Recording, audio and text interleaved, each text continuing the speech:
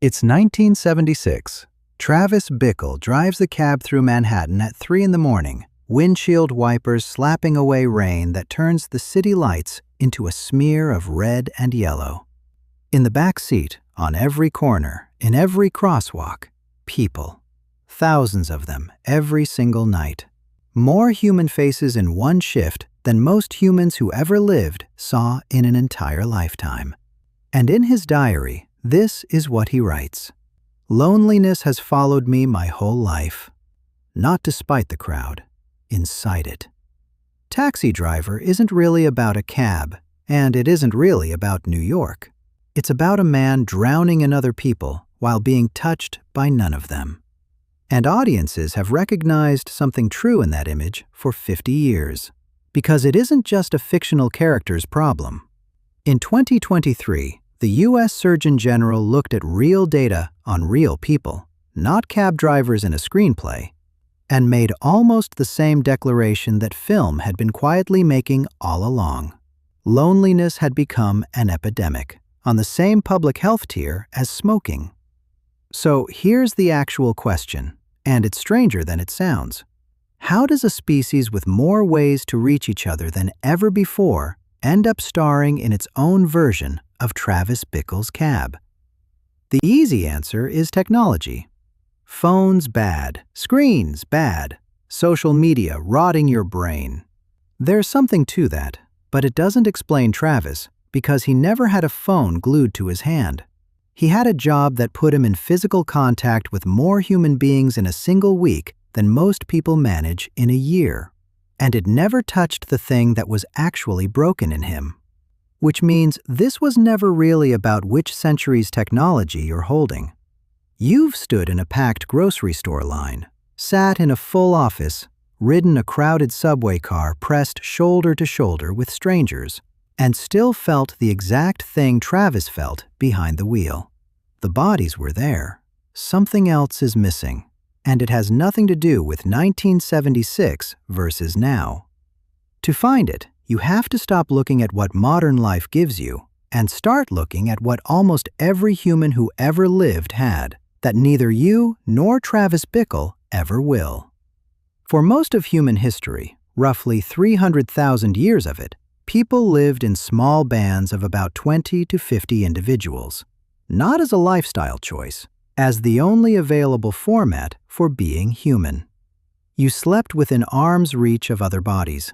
You ate in a group, worked in a group, raised children as a group, aged and eventually died surrounded by the same faces you'd known your entire life. Your nervous system evolved inside that arrangement. It has no factory setting for anything else, which is exactly why a very different movie put that fact on screen more literally than any documentary could. In Castaway, Chuck Noland survives a plane crash and washes up completely alone on an island, with every physical need eventually met: food, shelter, fire, except one.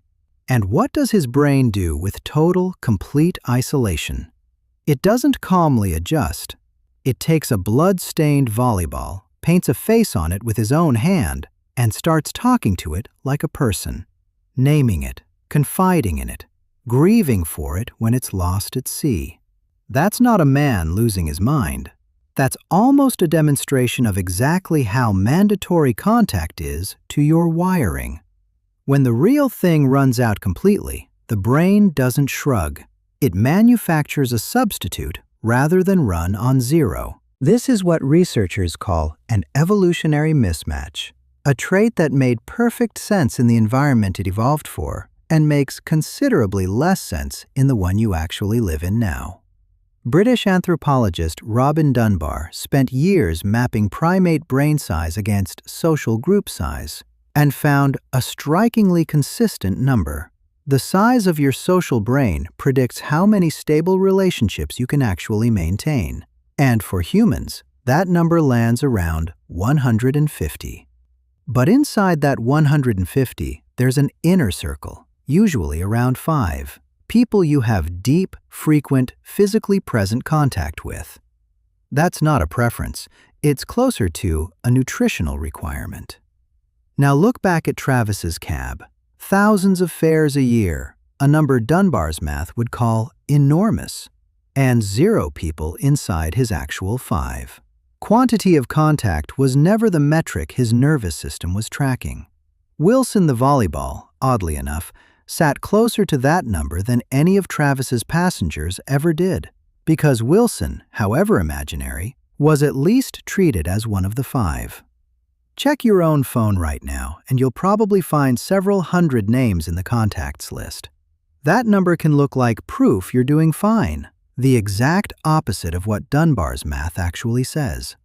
Most of those names are exactly that, names, not the 5 people your nervous system is actually asking for. Here's where this stops being a nice historical explanation and starts being an uncomfortable biological fact. In 2003, UCLA neuroscientist Naomi Eisenberger put people in a brain scanner and had them play a simple video game where, eventually, the other players stopped passing them the ball. Just left them out.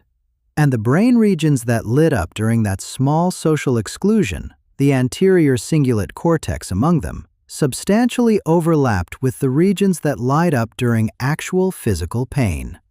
Not similar, overlapping. Your brain does not have a clean, separate folder for hurt feelings versus actual injury, which finally explains a movie that, on paper, shouldn't work at all. In Her, Theodore Twombly falls in love with an operating system that has no body, no face, nothing physically present in the room with him. And the film is not exaggerating when it shows that relationship genuinely soothing him. Eisenberger's finding says the ache of disconnection and the relief of connection run through overlapping circuitry, regardless of whether what's on the other end is fully physically real. Samantha's voice can genuinely quiet an alarm that a text thread can't. But it still can't fully switch it off, because that alarm isn't just listening for a voice, it's listening for a body in the room. And here's where it gets stranger still. In 2007, UCLA social genomicist Steve Cole found that chronic loneliness doesn't just sit in your head, it rewrites which genes your immune cells switch on. Lonely subjects showed a pattern Cole named the conserved transcriptional response to adversity. Genes tied to inflammation dialed up, genes tied to fighting viruses dialed down. Normally, the stress hormone cortisol tells that inflammation to stand down, but in chronically lonely subjects, Cole found immune cells growing resistant to that signal, the same way a body swimming in too much insulin eventually stops listening to insulin. Cortisol keeps climbing, shouting over cells that have stopped hearing it, and the inflammation keeps rising anyway. Watch Taxi Driver again with that in mind. Travis doesn't just feel worse as the film goes on. His whole body starts running differently. He stops sleeping. His paranoia sharpens. Ordinary interactions start reading as threats, as rejections, until his entire nervous system is operating like a man under siege. Because as far as his oldest biology was concerned, he was. Screenwriter Paul Schrader wrote that unraveling decades before Cole ever published a gene. Fiction got there first. Science just showed its work. Here's the part almost nobody sits with long enough. That feeling isn't a personal failure to socialize correctly. It's a healthy, functioning alarm system, correctly detecting a real, largely unprecedented structural condition. A human living significantly further from a physical tribe than nearly any human in the preceding 300,000 years. And it doesn't stay abstract. Julianne Holt-Lundstad's meta-analysis at Brigham Young University, pooling data from over 300,000 people, found that chronic loneliness carries a mortality risk comparable to smoking roughly 15 cigarettes a day. That number sounds like a screenwriter's exaggeration, the kind of thing you'd expect from a character study about a man falling apart in a cab at 3 a.m. It isn't. Travis Bickle's diary line that loneliness had followed him his whole life wasn't just a mood. Run the same alarm for years with no signal that the tribe is there, and the body starts keeping score, whether it's sitting behind a cab's steering wheel or behind an office desk. That's what makes Taxi Driver hold up decades later. It wasn't shock value. Schrader has said he wrote it during his own period of profound isolation, sleeping in his car, going weeks without a real conversation. He wasn't inventing Travis's alarm system, he was describing his own. So if you felt this, and almost everyone watching has, it was never a character flaw. It was your oldest social instincts, and now your very cells, doing exactly their job in a world that quietly removed almost everything that job depended on. It's worth noticing how Her actually ends. Not with Theodore staring at a screen. Samantha is gone, and he climbs onto a rooftop and sits in total silence next to his friend Amy, shoulder to shoulder, saying almost nothing at all. After 2 hours of arguing that a voice in an earpiece could feel like love, the film's last image is just two bodies physically present in the same space. That's the answer it was building to the entire time. You weren't built to be reachable.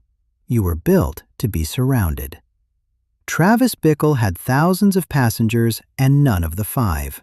Chuck Noland had a painted volleyball because 0 was unbearable. Theodore had a voice that could almost do the job of a body. Only one of those, it turns out, your nervous system actually knows how to recognize.